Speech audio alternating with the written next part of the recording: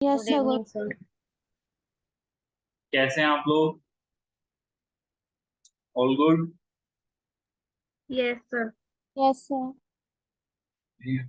तो मॉनसून किस किस के वहां तक पहुंच चुका है? बरसात बरसात चालू हो गई? हाँ। Yes sir.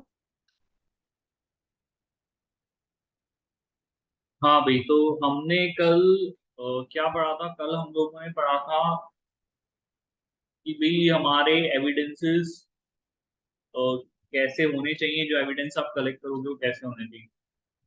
एविडेंस आपके होने चाहिए सफिशिएंट, एविडेंस आपके होने चाहिए अप्रोप्रिएट, जिनके बेसिस पे आप रीजनेबल कंक्लूजन ड्रॉ करो, और उन कंक्लूजन के बेसिस पर हम अपना ऑडिट ओपिनियन देंगे। सफिशिएंट होने का मतलब क्या है, अप्रोप्रिएट होने का मतलब क्या है? सफिशिएंट होने का मतलब है क्वांटिटी वाइज आपके पास सफिशिएंट एविडेंस होनी चाहिए, मतलब किसी भी असर्शन को प्रूव करने के लिए आपको कितने नंबर ऑफ एविडेंसेस की जरूरत है। एंड सेकंड चीज है appropriateness, that is the quality of evidence. तो quality of evidence further depend करती है दो चीजों पे, कि भाई एविडेंस आपका कितना रिलायबल है और कितना रिलेवेंट है। रिलायबिलिटी को लेकर के हमने कुछ रूल पढ़े। जैसे हमने पढ़ा कि अगर आपको एक्सटर्नल इंडिपेंडेंट सोर्स से अगर कोई कंफर्मेशन मिलती है, तो वो कंफर्मेशन आपको लेनी चाहिए, क्योंकि वो ज्यादा रिलायबल होगी आपके क्लाइंट आपको जो एविडेंस देगा, क्लाइंट के यहाँ पर जो जनरेट हुए एविडेंसेस से।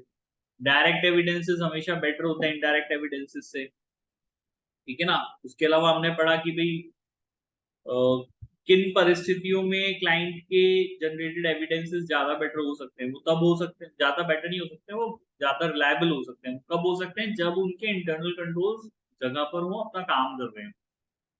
ये कुछ सर्टेन चीजें अपन लोगों ने कल पढ़ ली थी। इसके अलावा रिलेवेंसी को लेकर के बात पढ़ी थी, भाई आपका एविडेंस जो है वो रिलेवेंट होना चाहिए, जो भी असर्शन आप प्रूव करने जा रहे हो, ठीक है ना। जिसका असर्शन का भी आप एविडेंस मांग रहे हो, तो वो उससे रिलेवेंट, उससे रिलेटेड आपका एविडेंस होना चाहिए। ये कुछ चीजें कल हम लोगों ने पढ़ ली थी। यहाँ तक आ गया भाई? समझ में क्लियर था यहाँ तक? यस और नो? पढ़े आगे आज? Yes yes sir. सर। सबको आ गया? महवेश आपको आ गया? निधि आपको आ गया? सारे आपको आ गया? Yes sir. Yes sir. Yes sir. चलो नेक्स्ट, अब अपने को प्रोसीजर्स के बारे में पढ़ना है। सोर्सेज ऑफ एविडेंस करके हमारा एक टॉपिक है। सोर्सेज का मतलब भी क्या, ऐसे प्रोसीजर्स हैं जिनसे कि आपको ऑडिट एविडेंस मिलता है। तो दो तरीके के आपके प्रोसीजर्स होते हैं, एक आपका टेस्ट ऑफ कंट्रोल होता है, दूसरे आपके सब्सटेंसिव प्रोसीजर्स होते हैं। सब्सटेंसिव प्रोसीजर्स में फिर फर्दर क्लासिफिकेशन है, एक आपकी टेस्ट ऑफ डिटेल्स होती है, एक आपके एनालिटिकल प्रोसीजर्स होता है। एनालिटिकल प्रोसीजर्स के बारे में हम पहले भी बात कर चुके हैं। एनालिटिकल प्रोसीजर्स के बारे में पहले बात करी है अपन ने यहाँ पे, करी नहीं करी है? जब हम risk of material miss statement का असेसमेंट कर रहे थे, जब हम आरएमएम का असेसमेंट कर रहे थे, जब हम risk of material miss statement का असेसमेंट कर रहे थे, तब हमने ये समझा था कि प्रोसीजर होते हैं जिनको हम लोग एनालिटिकल प्रोसीजर कहते हैं, और इनकी मदद से आप ये समझ सकते हो कि भाई risk of material miss statement कितना है। तो याद है किसी को एनालिटिकल प्रोसीजर्स के बारे में कि भूल गए? एक सेकेंड। हाँ नरेश जी? नहीं नहीं सर, नहीं बताओ आदेश करो। सर वो तो मेरी बात सुनो, जो आपने मेरे को भेजा था ना नोटिस कोर्ट का, बैंक वालों, वो तो पुराना नोटिस है। वो तो उसके लिए जो लोक अदालत का नोटिस था कंसिलिएशन के लिए, वो तो हो गई, बात खत्म पहले की हो गई वो तो, ठीक है ना। अब आप उसमें गए नहीं, अपन ने बोला कि भाई अपन क्यों जाए पैसा अपना, जब तो अपन पूरा जमा करा चुके हैं, तो अब बैंक को क्यों पैसा जमा कराना अपने को, ये एक बात हो गई, ठीक है ना। अब आप क्या चाह रहे हो इसमें आगे? हाँ। हम्म।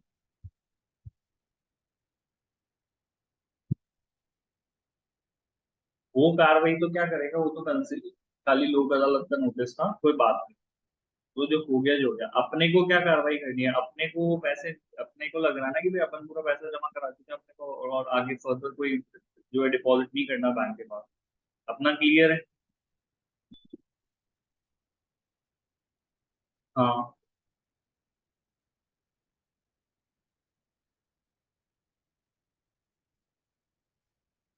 अब वो तो मैं समझ गया बात आपकी, वो तो जो बैंक ने आपका जो पैसे है वो क्या किया होगा मुझे समझ में आ रहा है। बट आप एक काम करो भाई, इसमें दो चीजें हो सकती है, एक तो अपन कंज्यूमर कोर्ट चल जाए, वहाँ कंप्लेंट प्रेफर कर दें कि सर ये बैंक है, मेरा लोन चल रहा था और ऑल दो मैंने मेरा लोन पूरा जो है वो रीपे कर दिया, और अब इसके अंदर जो है मेरे रीपेमेंट के बाद भी जो फर्दर इन लोगों ने जो है वो आरबीआई की गाइडलाइंस के हिसाब से वो केस अपन फ्रेम कर लेंगे। ये एक तरीका है इसमें।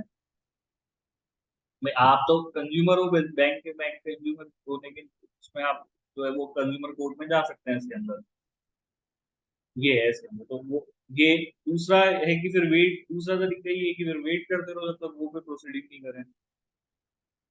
ये चीज है। तो अगर अपने को करना है तो इसमें कंज्यूमर कोर्ट है एक रास्ता अपने पास है, इसके अलावा और कोई है नहीं रास्ता दूसरा।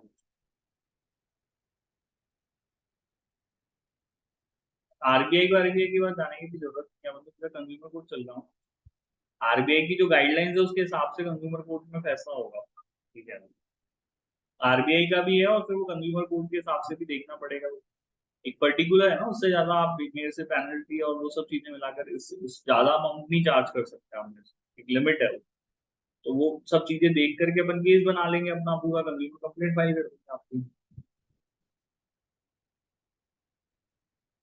हाँ, आप टिल डेट मतलब आज तक कल तक की डेट का उनसे स्टेटमेंट मांग लो कि सर मेरे को मेरा स्टेटमेंट दे दो पूरा, है ना। आप तो फोरक्लोजर ही मांग, फोरक्लोजर तो क्या, जो भी स्टेटमेंट है from the very starting to till date, मतलब हो गया कल तक का, बोला मेरे को मेरा स्टेटमेंट निकाल के देखो क्या चार्जेस है क्या नहीं है, और मैं उसको क्लोज करा दूंगा। ये बोल के आप उनसे आईडीएफसी से स्टेटमेंट लिया होगा। ठीक है, अब और आपका बैंक जो एग्रीमेंट जो शुरू में हुआ होगा ना आपका, उन्होंने आपको वो लेटर दिया होगा यहाँ पे, जो आपका बैंक लोन अप्रूवल लेटर आपके पास आया होगा, वो आप लेकर के आ जाओ, तो इसको अपन फाइल कर देते हैं टाइमली, है ना सर। ठीक है सर, तो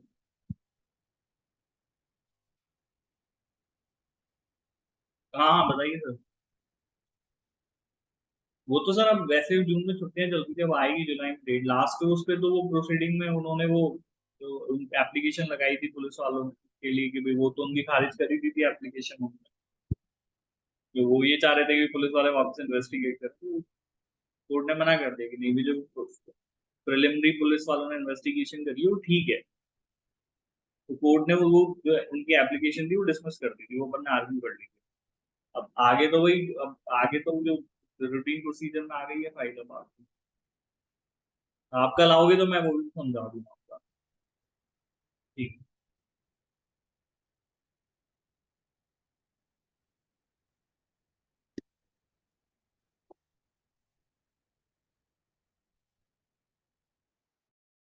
हाँ भाई, sorry for the interruption in between, तो हम बात कर रहे थे देखो एविडेंस की, तो अब एक होते हैं एनालिटिकल प्रोसीजर, चलो इसके बारे में हम लोग आगे बढ़ लेंगे। तो दो मेजर इन लोगों ने हेड में डिवाइड किया है, आवाज आ रही है मेरी यहाँ पे?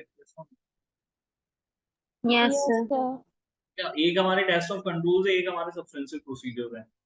तो अब टेस्ट ऑफ कंट्रोल्स होते क्या है, किस तरीके के प्रोसीजर होते हैं, वो हमको पढ़ना है। सब्सटेंसिव प्रोसीजर, सब्सटेंसिव कोई पर्टिकुलर ऐसा नहीं है जो आपको समझा रहा है कि ये प्रोसीजर क्या है। सब्सटेंसिव वर्ड का मतलब ये कि जो सब्सटेंशियल है, जो इंपॉर्टेंट है। सब्सटेंशियल वर्ड का मतलब समझते हो ना क्या होता है, something which is important, which have to be done, which is required to be done, वो सब्सटेंसिव का मतलब होता है। तो हमारे को ज्यादा प्रोसीजर जो परफॉर्म करने होते हैं सब्सटेंशियल, बड़े अमाउंट में ज्यादा प्रोसीजर जो परफॉर्म करने पड़ते हैं वो हमको ये परफॉर्म करने पड़ते हैं। जैसे टेस्ट ऑफ डिटेल आपको बहुत ज्यादा करना पड़ेगा, एनालिटिकल प्रोसीजर है आपको ज्यादा परफॉर्म करना पड़ेगा। टेस्ट ऑफ कंट्रोल हमको लिमिटेड जो है वो उसमें परफॉर्म करने पड़ते हैं। सब्सटेंसिव मीन्स इतना सही हो गया। ठीक है ना, बाकी डिफरेंस क्या है वो धीरे धीरे हम लोग समझ जाएंगे। और टेस्ट ऑफ कंट्रोल क्या है वो हमने पहले भी समझा है। टेस्ट ऑफ कंट्रोल क्या है भाई, वो हम लोग पहले समझ लेते हैं कि ये प्रोसीजर है क्या टेस्ट ऑफ कंट्रोल ना। तो टेस्ट ऑफ कंट्रोल जो प्रोसीजर है वो बेसिकली परफॉर्म किया जाता है ये ऑडिटर इस बात के एविडेंस लेने के लिए, तो कोई भी प्रोसीजर हम परफॉर्म कर रहे हैं वो एविडेंस लेने के लिए कर रहे हैं। ये तो बात समझ में आ गई भी, कोई भी प्रोसीजर हम प्रक्रिया कोई भी परफॉर्म करेंगे तो क्यों करेंगे, वो एविडेंस लेने के लिए करेंगे। ये बात समझ में आ गई, हाँ या ना। Yes, sir. नाउ अभी टेस्ट ऑफ कंट्रोल जो प्रोसीजर है परफॉर्म आप क्यों कर रहे हो, तो टेस्ट ऑफ कंट्रोल जो प्रोसीजर है वो इस बात के एविडेंस के लिए हम लोग परफॉर्म कर रहे हैं कि भाई हम इस बात के एविडेंस के लिए कि जो इंटरनल कंट्रोल्स बनाए गए हैं, कौन बनाता है इंटरनल कंट्रोल? आप बनाते हो या क्लाइंट बनाता है, या बिजनेसमैन की रिस्पॉन्सिबिलिटी? किसकी रिस्पॉन्सिबिलिटी है इंटरनल कंट्रोल सेटअप करने के लिए? business itself. बिजनेस इटसेल्फ बनाएगा ना। सबको ध्यान अधिक पता है भाई हम नहीं बनाते इंटरनल कंट्रोल, हमारा काम तो बस ये देखना है कि बने हुए हैं या नहीं। तो इस बात के एविडेंस आप चाहते हैं कि हमें मिल जाए कि जो इंटरनल कंट्रोल्स हैं वो अपना काम, उनका काम क्या है? उनका काम है यहाँ पे मटेरियल मिस स्टेटमेंट को डिटेक्ट करना, प्रिवेंट करना, और अगर डिटेक्शन हो गया है तो उसका करेक्शन, उसको सही करना। ये बेसिकली काम इंटरनल कंट्रोल्स का होता है। कोई भी बिजनेसमैन इनको इसलिए बनाता है कि अगर कोई मटेरियल मिस स्टेटमेंट हो रहा है तो वो डिटेक्ट, तो पहली बात तो हो ना, दैट इज प्रिवेंशन। हो रहा है तो वो डिटेक्ट हो जाए, डिटेक्ट होकर के उसका करेक्शन हो जाए, तो इसलिए इंटरनल। तो अब ऑडिटर को इस बात का सबूत चाहिए कि भाई ये इंटरनल कंट्रोल अपना काम कर रहे हैं नहीं कर रहे। इस बात के सबूत को लेने के लिए जो प्रोसीजर्स हम परफॉर्म करेंगे उनको टेस्ट ऑफ कंट्रोल्स कहेंगे। आगे भी बात समझ में क्लियर है यहाँ पे? यस और नो? टेस्ट ऑफ कंट्रोल्स क्या होते हैं? Yes, sir. Yes, sir. These are the basically the procedures जिनको कि आप डिजाइन करते हैं ताकि आप ये इवेल्युएट कर पाए कि भी जो कंट्रोल्स हैं वो मटेरियल मिस स्टेटमेंट को प्रिवेंट, डिटेक्ट और करेक्ट करने में सक्षम है, दैट इज ऑपरेटिंग इफेक्टिवनेस उसमें है या नहीं है, आर दे ऑपरेटिंग प्रॉपर्ली और नॉट प्रॉपर्ली। ठीक है। सब्सटेंसिव प्रोसीजर्स वो प्रोसीजर होते हैं जिनके बारे में हम आगे पढ़ेंगे, जो कि असर्शन लेवल पे जाके, मतलब जो भी फैक्ट्स आपका क्लाइंट, जो भी असर्शन उसने दिए हैं तो उनको प्रूव करने के लिए हम जो प्रोसीजर्स परफॉर्म करते हैं वो हमारे सब्सटेंसिव प्रोसीजर्स होते हैं। सब्सटेंशियल प्रोसीजर्स हैं, ज्यादा मात्रा में, ज्यादा क्वांटिटी में परफॉर्म करे जाने वाले प्रोसीजर, ठीक है, जिनके बारे में हम आगे पढ़े। तो टेस्ट ऑफ कंट्रोल का तो बस इतना सा काम है कि भाई वो आपको इस बात का एविडेंस दे देगा कि भाई कंट्रोल जो है वो ऑपरेट इफेक्टिवली ऑपरेट कर रहे हैं या नहीं कर रहे हैं, इससे इस बात। ठीक है। तो अब इन प्रोसीजर्स को परफॉर्म कब किया जाता है? परफॉर्म किया जाता है when you are assessing the risk of material misstatement. ये अपन ने पहले काम कर लिया ना भाई, मटेरियल मिस स्टेटमेंट का कितना रिस्क है इसका असेसमेंट हम लोग पहले कर चुके हैं। यस और नो? हाँ या ना? करा था नहीं करा था ये काम पहले अपन ने? Yes, sir. Yes, sir. चालू करने से पहले हम लोग ये देखते हैं, हम लोग इस बात का असेसमेंट करते हैं कि मटेरियल मिस स्टेटमेंट का कितना रिस्क है मेरे क्लाइंट के साथ में, इसके ऑडिट करने में, है ना। Risk of material miss statement को डिफाइन भी हमने किया, हमने बोला what is risk of material miss statement. Risk ये है कि भाई मैं एक इनएप्रोप्रिएट ओपिनियन दे दूंगा व्हेन दी व्हेन दी क्या क्या थी डेफिनेशन, याद है किसी को? कि भाई इनएप्रोप्रिएट ओपिनियन जब मटेरियल मिस स्टेटमेंट प्रेजेंट है फाइनेंशियल स्टेटमेंट में, ये इस बात का जो रिस्क है इसको हम लोग risk of material miss statement कहते हैं। तो ये इस बात का कितना चांसेस है कि मैंने इनएप्रोप्रिएट ओपिनियन दे दूंगा व्हेन, जब व्हेन दी सर्कमस्टांसेस जो है वो तो इंडिकेट कर रहे हैं chances of material miss statement, और उसके बाद भी इस बात की कितनी संभावना है कि देखो जो है मैंने एक इनएप्रोप्रिएट ओपिनियन दे दिया, तो उसका जब आप असेसमेंट कर रहे हो तो तब भी हम लोग टेस्ट ऑफ कंट्रोल परफॉर्म करते हैं। तो देखो टेस्ट ऑफ कंट्रोल जो है वो अलग अलग टाइम पे परफॉर्म किया गया है, वो आपकी एक्चुअल ऑडिट होने से पहले असेसमेंट के टाइम पे भी आपने परफॉर्म किया है, और once the assessment is complete, अब जब प्लानिंग करोगे, प्लानिंग के बाद इवन जब हमारा प्रोसीजर्स जब परफॉर्म करेंगे तब भी हम टेस्ट ऑफ कंट्रोल जो है वो परफॉर्म कर सकते हैं। In order to design the further audit procedure, auditor must assess the risk of material misstatement in the financial statement. Internal controls are vital component of the risk response. These are the mechanism that client design and attempt to prevent, detect, and correct misstatement. This is not only necessary for good financial reporting, it is necessary to safeguard the assets of the shareholder and is requirement of a corporate governance. ये तो कोई ज्यादा important बात नहीं है, यही बताया कि भाई इंटरनल कंट्रोल्स इंपॉर्टेंट है, ठीक है। इन्हें ये एक ऐसा मैकेनिज्म है जो कि क्लाइंट डिजाइन करता है ताकि मिस स्टेटमेंट को प्रिवेंट, डिटेक्ट और करेक्ट कर पाए। ये सिर्फ फाइनेंशियल रिपोर्टिंग के लिए जरूरी नहीं है, बल्कि एसेट्स को सेफगार्ड करने के लिए, वो एसेट्स जो कि शेयर होल्डर्स के हैं उनको बचाने के लिए, और ये कॉर्पोरेट गवर्नेंस की भी रिक्वायरमेंट है। तो इस वजह से इंटरनल कंट्रोल वाइटल कंपोनेंट है, इंपॉर्टेंट चीज है। जितना अच्छा कंट्रोल सिस्टम होगा उतना ज्यादा कंट्रोल रिस्क होगा। अच्छा, कंट्रोल रिस्क है क्या भाई? याद है क्या किसी को कंट्रोल रिस्क क्या होता है? What is control risk? एक हमारा इनहेरेंट रिस्क होता है, एक हमारी कंट्रोल रिस्क होती है, एक हमारा डिटेक्शन रिस्क होता है। तो इनहेरेंट रिस्क और कंट्रोल रिस्क। इनहेरेंट रिस्क क्या है? इनहेरेंट रिस्क मींस वो गलतियां जो होंगी ही होंगी। भाई आप कुछ भी कर लो लेकिन गलतियां तो होती हैं, हम इंसान है, हम काम करेंगे तो गलती होगी नहीं होगी? यस और नो? Yes, sir. है ना? तो इनहेरेंट मिस स्टेटमेंट्स, जो इनहेरेंट है नेचर, मतलब जो गलतियां होती ही होती हैं। तो जब गलतियां होती हैं, उन गलतियों को पकड़ने के लिए क्या बनाते हैं हम लोग? क्या बनाते हैं उन गलतियों को पकड़ने के लिए? कंट्रोल्स। क्या बनाते हैं उन गलतियों को पकड़ने के लिए? Internal control. तो जो इनहेरेंट मिस स्टेटमेंट बनाते हैं, इन गलतियों को पकड़, जो इनहेरेंट मिस स्टेटमेंट्स होते हैं ना, सॉरी, जो इनहेरेंट मिस स्टेटमेंट्स होती है, इनको प्रिवेंट करने के लिए, उनको डिटेक्ट करने के लिए हम लोग इंटरनल कंट्रोल बनाते हैं। फिर भी कुछ गलतियां होंगी जो आपके इंटरनल कंट्रोल से बाईपास हो जाएंगी और आगे की तरफ चली जाएंगी, ठीक है? फिर तो ऑडिटर ही है अब जो इनको पकड़ सकता है यहाँ पे। तो ये जो रिस्क है, ये तो चांसेस है कि भाई कितनी गलतियां ऐसी हैं जो हमारे इंटरनल कंट्रोल के मैकेनिज्म से सिस्टम में पकड़ाई में नहीं आए, वो हमारा कंट्रोल रिस्क इंडिकेट करता है। आ गया भाई समझ में? यहाँ पे क्लियर है? यस और नो? Yes, sir. ठीक है। अगर नाउ दी पॉइंट इज कि देखो, जितना अच्छा आपका इंटरनल, अगर इंटरनल कंट्रोल अच्छे बने हुए होंगे तो मिस स्टेटमेंट बायपास हो जाए, इसके चांसेस कम होंगे या ज्यादा हो जाएंगे? क्या हो जाएगा? सोचो, क्या हो जाएगा? अगर मेरे इंटरनल कंट्रोल अच्छे बने हुए हैं, they are well designed and they are operating effectively, तो कंट्रोल रिस्क कम होगा या बढ़ जाएगा? क्या हो जाएगा? कम सोचो। होगा। कम कम हो होगा। जाएगा, हमारा कंट्रोल रिस्क कम हो जाएगा, ठीक है? तो कंट्रोल रिस्क अगर कम हो गया, ठीक है, तो ऑडिटर को आगे का काम कम करना पड़ेगा, ज्यादा कम करना पड़ेगा? क्योंकि अब ऑडिटर को पता है ना, देखो अगर मैं बोलता हूँ कि भाई internal control they are working, they are operating effectively, तो कंट्रोल रिस्क कम है। तो अब जो मैं सब्सटेंसिव प्रोसीजर्स परफॉर्म करूंगा, देखो सब्सटेंसिव प्रोसीजर्स होते हैं एंड में परफॉर्म करने वाली चीजें, जो कि सब्सटेंशियल अमाउंट में, जो कि ज्यादा मात्रा में हम लोग परफॉर्म करने वाले हैं। तो एक बार आपको ये समझ में आ गया कि कंट्रोल रिस्क कम है, ठीक है, तो ऑडिटर को आगे काम कम करना पड़ेगा, ज्यादा करना पड़ेगा? ये सोचो।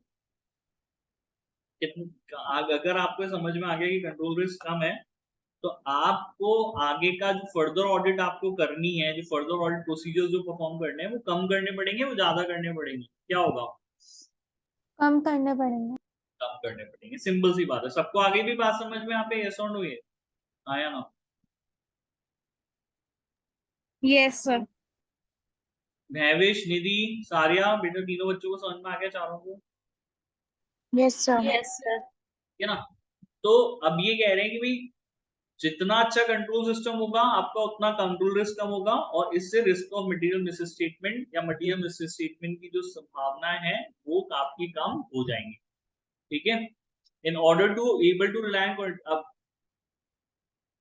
कंट्रोल्स पे विश्वास करने के लिए ऑडिटर को क्या समझना जरूरी है? अब कैसे होगा, कैसे टेस्ट ऑफ कंट्रोल ना, तो पहले तो आपको ये समझना पड़ेगा भाई, मुझे ये देखना है कि भाई कंट्रोल अच्छे से काम करना ही नहीं कर रहा है, तो मुझे खुद तो पता होना चाहिए कंट्रोल काम कैसे करता है पहले। यस और नो? आया ना? पहले ऑडिटर को खुद सीखना पड़ेगा कि कंट्रोल काम कैसे करना है। तो आपको असर्टेन करना है how the system operate, document the system in audit working papers. उसके बाद जब आपको समझ में आ जाए कि भाई सिस्टम ऑपरेट कैसे कर रहा है, कंट्रोल्स काम कैसे कर रहे हैं, तो आप audit working papers, audit documentation सीखा ना अपन ने ऊपर कि भाई क्या क्या चीजें डॉक्यूमेंट करनी चाहिए। तो आपको जब ये समझ में आ जाए कि कंट्रोल कैसे काम करता है, तो वो आप डॉक्यूमेंट कीजिए कि भाई ये कंट्रोल काम कैसे करता है। फिर उसकी ऑपरेटिंग इफेक्टिवनेस को का असेसमेंट कीजिए, उसके डिजाइन का असेसमेंट कीजिए कि भाई ऑपरेट कर रहा है वाकई, ये गलतियां पकड़ पा रहा है, नहीं पकड़ पा रहा है, क्या ये गलतियों को रोक पाता है, नहीं हो पाता। उसके टेस्ट करके देखिए, गलतियां करके देखिए कि भाई गलतियां पकड़ाई में आ रही है नहीं आ रही है ना। और determine the impact on the audit approach of for specific class of transaction, और ये देखे कि भाई इंटरनल कंट्रोल के काम करने से जो है वो आपकी ऑडिट के ऊपर क्या इम्पैक्ट आएगा, आपके ऑडिट अप्रोच पे क्या फर्क पड़ेगा, ये सारे काम आपको इंटरनल कंट्रोल की अंडरस्टैंडिंग क्रिएट करने में करने पड़ेंगे। क्लियर हो गई भी बात, समझ में आ गई यहाँ पे, यस और नो? ठीक है, 5-6 चीजें ही बताई यस हैं। सर। एक तो ये पता करो कि भाई सिस्टम काम कैसे करता है, उसको डॉक्यूमेंट कर लो। उसके अलावा ऑपरेटिंग इफेक्टिवनेस का असेसमेंट करो, डिजाइन का असेसमेंट करो, ऑपरेशन को टेस्ट कर लो, और उसका इम्पैक्ट आपके ऑडिट अप्रोच पे क्या आ रहा है वो आप डिटरमाइन कर लीजिए। ये सारे काम आपको करने पड़ेंगे कंट्रोल्स पे रिलाय करने के लिए, कंट्रोल्स पे विश्वास करने के लिए। ठीक है, अच्छा ये वाला पैराग्राफ क्या कह रहा है कि भाई टेस्ट ऑफ कंट्रोल का जो फोकस होता है वो मॉनिटरी अमाउंट ऑफ ट्रांजैक्शन पे नहीं होता। देखो गलती छोटी हो या गलती बड़ी हो, कंट्रोल का काम उसको पकड़ना है नहीं? गलती स्मॉल हो, छोटी सी गलती हो, गलती बड़ी हो, आपके कंट्रोल को क्या करना चाहिए, इन दोनों गलतियों को पकड़ना चाहिए नहीं पकड़ना चाहिए, यस और नो, हाँ या ना? Yes, sir. है ना? तो हो सकता है कि आपने एक छोटे से अमाउंट, जैसे फॉर एग्जांपल एक 100 रुपए के ट्रांजेक्शन का टेस्ट किया जो आपका इंटरनल कंट्रोल नहीं पकड़ पाया, तो सिंपल सी बात है अगर इंटरनल कंट्रोल अमाउंट से कोई फर्क नहीं पड़ रहा, लेकिन अगर इंटरनल कंट्रोल का काम गलतियों को पकड़ना था और वो नहीं पकड़ पा रहा है तो उसको हम इंटरनल कंट्रोल को अच्छा नहीं मान सकते, वो फेल हो जाएगा हमारे काम। ठीक है, तो focus of the test of control is not the monetary amount of transaction, test of control provide evidence of whether the control procedure is operate. तो टेस्ट ऑफ कंट्रोल का एविडेंस ये नहीं होता कि भाई बड़े ट्रांजैक्शन पकड़ाई में आ रहे हैं, छोटे ट्रांजैक्शन पकड़ाई में आ रहे हैं। टेस्ट ऑफ कंट्रोल का एविडेंस आपको सिर्फ ये प्रोवाइड करता है कि कंट्रोल ऑपरेट कर रहा है या नहीं कर रहा। आगे भी बात समझ में यहाँ पे, ये जो उन्होंने समझाया, तो आपका फोकस जो है वो कंट्रोल को टेस्ट करने का ये नहीं होना चाहिए कि भाई हम ये देखें कि भाई बड़ा अमाउंट पकड़ाई में आ रहा है, छोटा अमाउंट में, अमाउंट अमाउंट है, गलती गलती है, वो पकड़ाई में कंट्रोल में आनी चाहिए।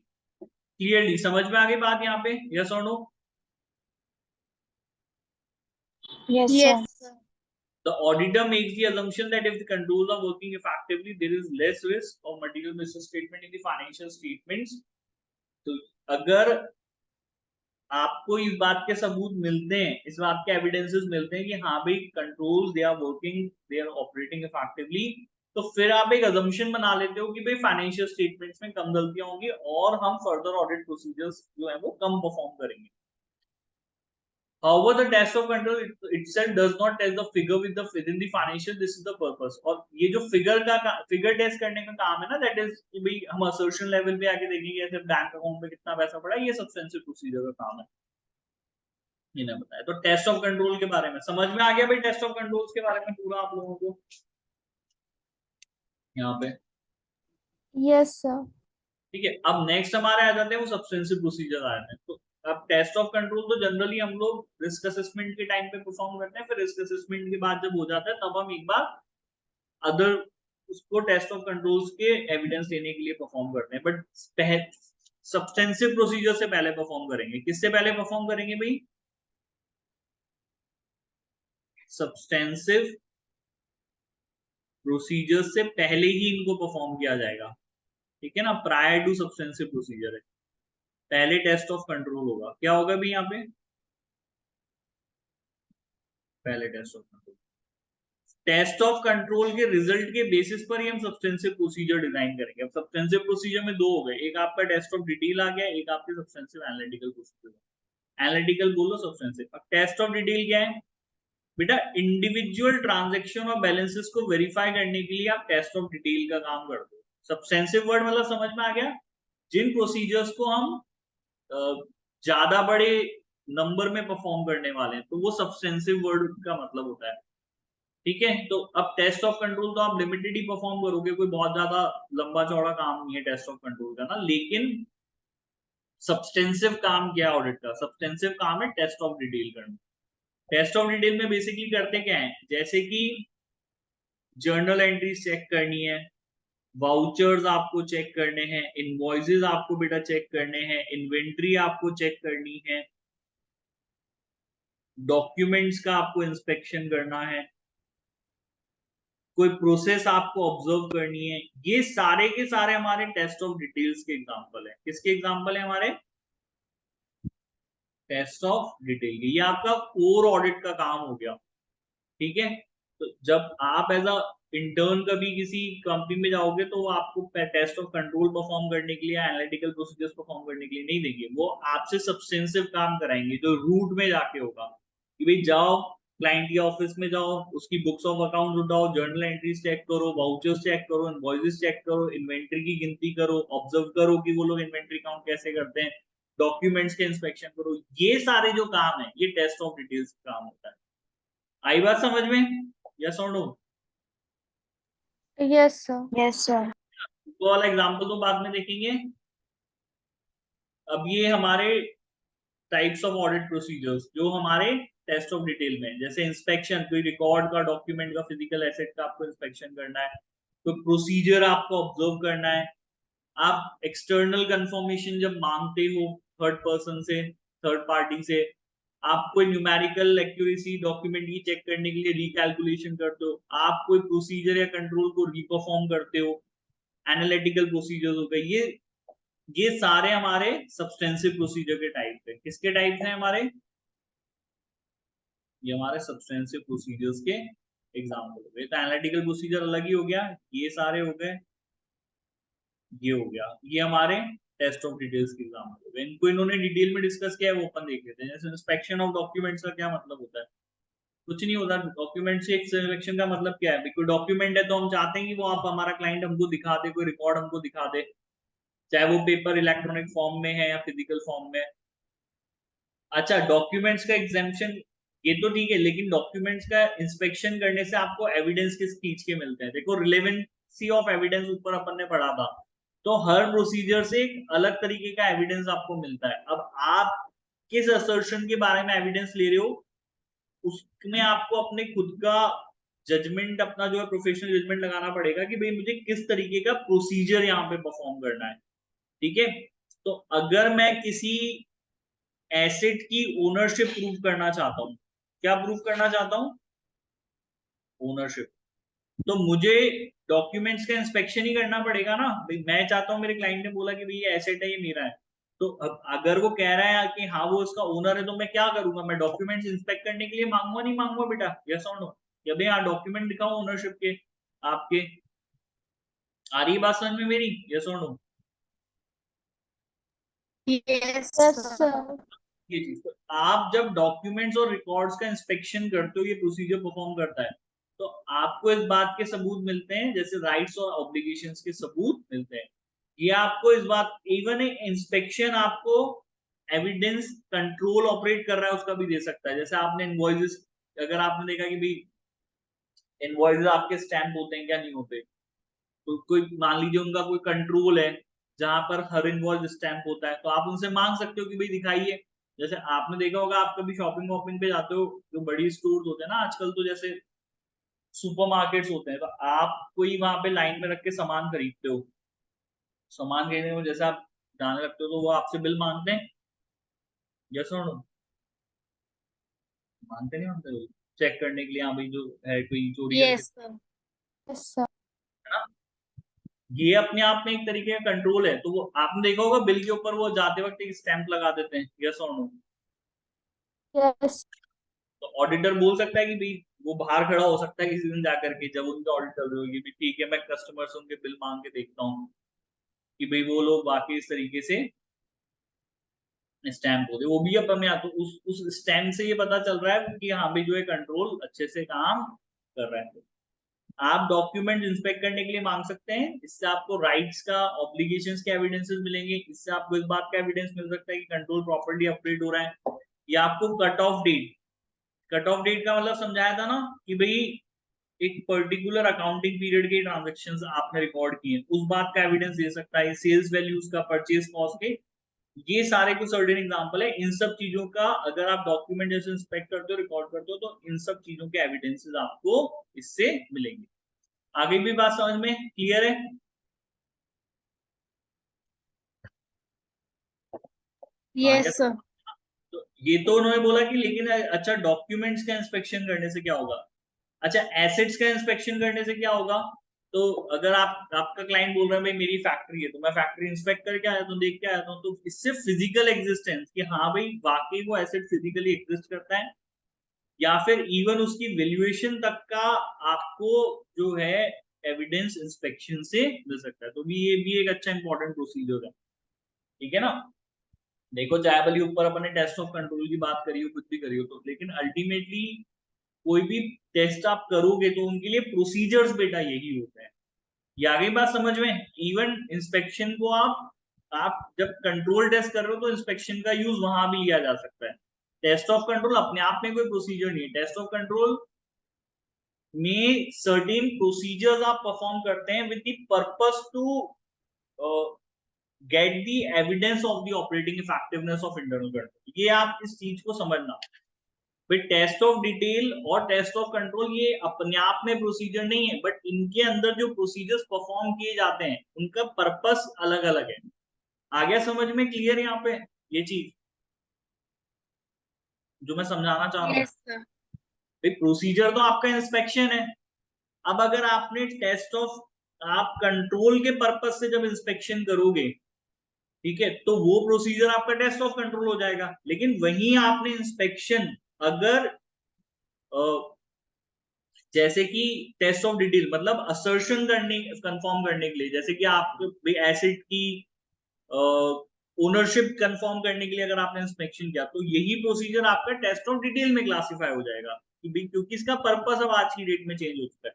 तो प्रोसीजर तो एक ही इंस्पेक्शन, बट उसका पर्पस जो है वो अलग अलग हो सकता है। भाई उसको हम कंट्रोल्स को प्रूव करने के लिए या फिर हम असर्शंस को प्रूव करने के लिए अलग अलग टाइम पे यूज में ले सकते हैं।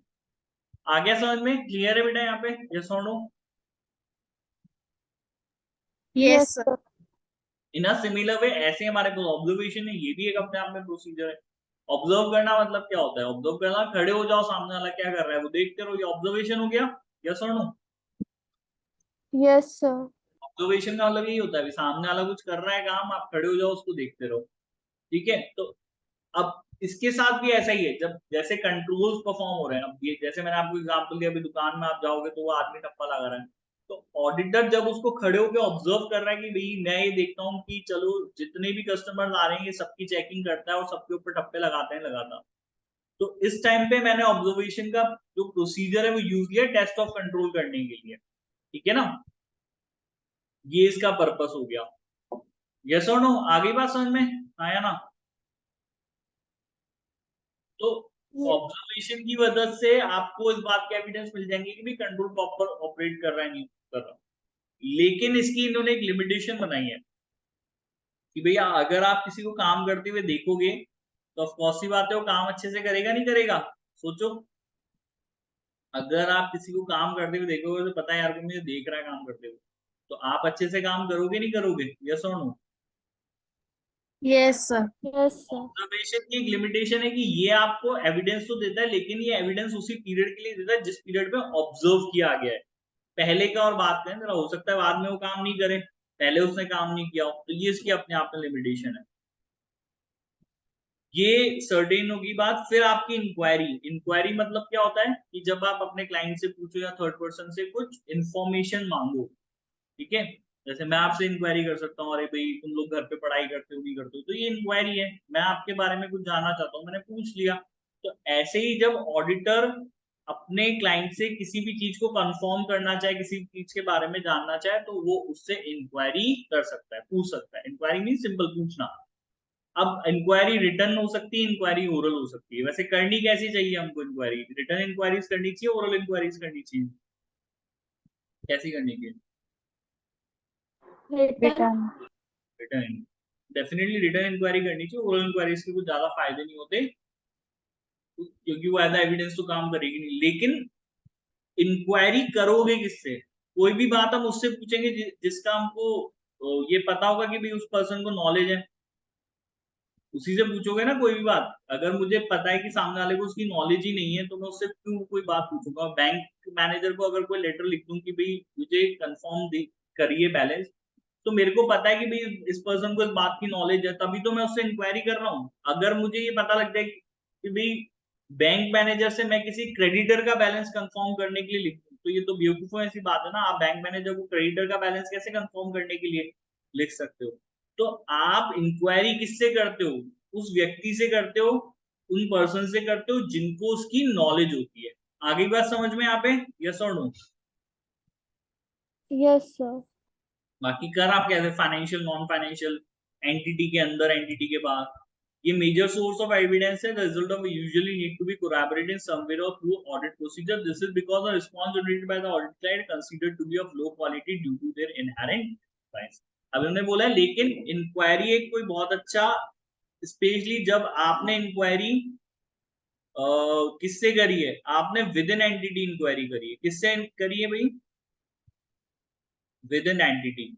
तो जब आप विद इन एंटिटी इंक्वायरी करोगे तो ये वो इंफॉर्मेशन है जो क्लाइंट की जनरेट करी हुई है। तो ये इंक्वायरी से जो एविडेंस जनरेट हुआ वो कैसा जनरेट हुआ है? वीक जनरेट हुआ है या स्ट्रॉन्ग जनरेट हुआ है? कैसा जनरेट हुआ है? अगर मैं विद इन एंटिटी इंक्वायरी करूं तो जो मुझे रिस्पॉन्स देगा, मिलेगा, वो एविडेंस वीक एविडेंस होगा, स्ट्रॉन्ग होगा? जल्दी बताओ। क्या वो बात समझ में नहीं आई? मैं कह रहा हूँ विद इन एंटिटी मतलब मेरा क्लाइंट जो है बेटा, उसकी ऑर्गेनाइजेशन में उससे या मैंने उसके किसी एम्प्लॉय से अगर कोई इंक्वायरी करके बात पूछी तो जो उसने मुझे रिस्पॉन्स सबमिट किया वो एविडेंस स्ट्रॉन्ग एविडेंस है, वीक एविडेंस है? ये बताओ। वीक। वीक। वीक है पक्का? जूही, महविश, निधि, वीक है? Yes sir. क्यों? क्योंकि वो क्लाइंट का जनरेट किया हुआ एविडेंस है। वो तो गलत भी हो सकता है, वो तो बायस भी हो सकता है। तो इसलिए जब आप इंक्वायरी करते हो तो इसके रिस्पॉन्स को आपको कोरेबोरेट, या फिर कहने का मतलब जैसे ये रिस्पॉन्स जो आया ये एविडेंस है ना, ये आपका एविडेंस है, लेकिन इस एविडेंस के सपोर्ट में आपको और दूसरे एविडेंस लेने चाहिए कोरेबोरेट करने का मतलब ये कि भाई एग्जाम्पल के तौर पे भाई मैंने से फॉर एग्जाम्पल मैंने पूछा कि भाई क्या आपके कंट्रोल्स काम करते हैं अच्छे से? तो उन्होंने बोला हाँ भाई हमारे कंट्रोल्स काम करते हैं। तो बस ये सुनकर के ये मैं ओपिनियन बना सकता हूँ क्या? ये मैं असम्पशन ले सकता हूँ क्या कि भाई कंट्रोल्स अच्छे से काम करते हैं नहीं करते?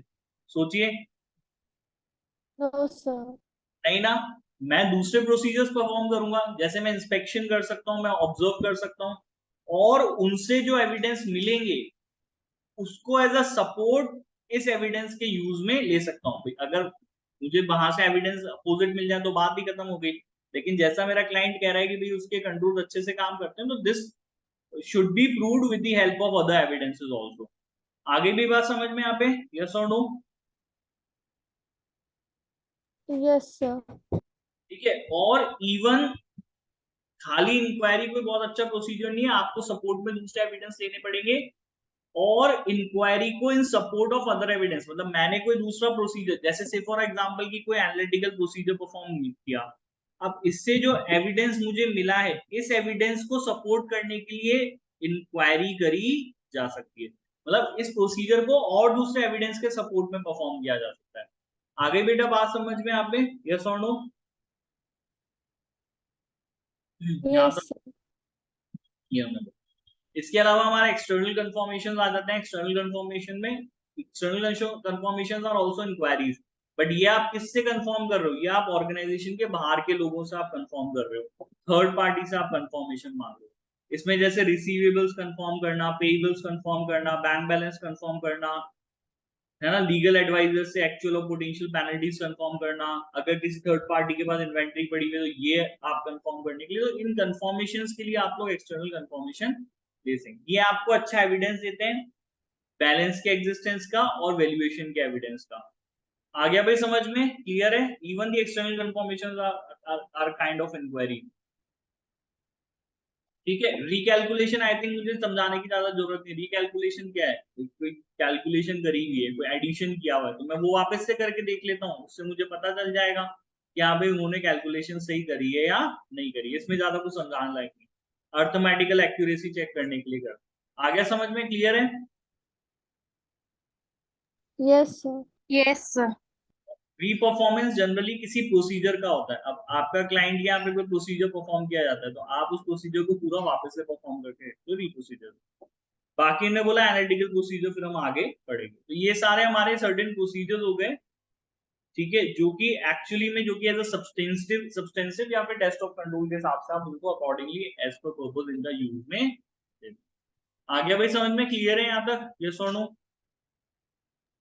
yes sir, ठीक है, कल फिर आगे आप एनालिटिकल प्रोसीजर्स के बारे में पढ़ेंगे। ठीक है, कोई डाउट हो तो बताओ। आ गया समझ में क्लास में आज की? कोई डाउट किसी तरह का? नहीं है कोई डाउट? नहीं, कोई क्वेश्चन नहीं तुम लोगों को? no sir। चलो ठीक है फिर आज की क्लास में बाय, गुड नाइट।